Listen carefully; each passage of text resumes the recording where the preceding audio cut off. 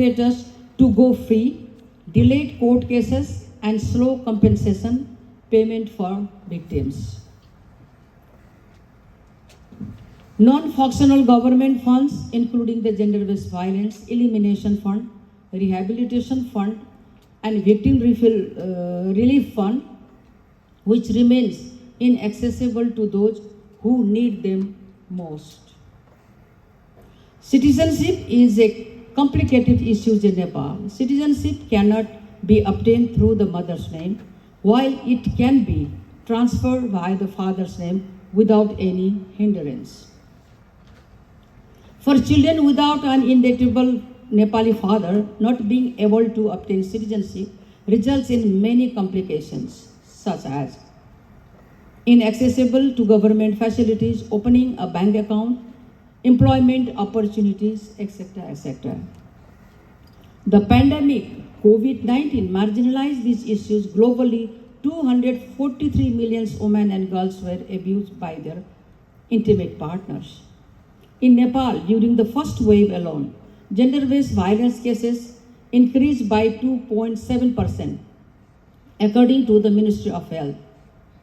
From March to July 2020 reported included 717 rape cases, 199 attempts to rape, 1,931 domestic violence cases, 122 cases of polygamy, 17 child marriage, 10 witchcraft accusation, and 9 forced abortion.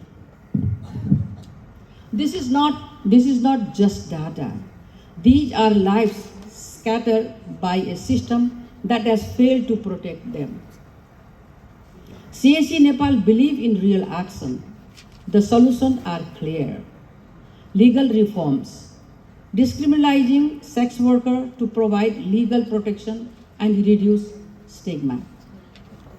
Stronger law enforcement, ensuring police register complaints, cases are investigated quickly, and courts deliver timely justice. Access to essential services, guaranteeing victims receive health care, legal aid, and counseling without discrimination. Fixing government funds, ensuring relief funds actually reach survivor instead of being stuck in bureaucracy. Education and awareness, breaking the cycle of violence through community education and advocacy.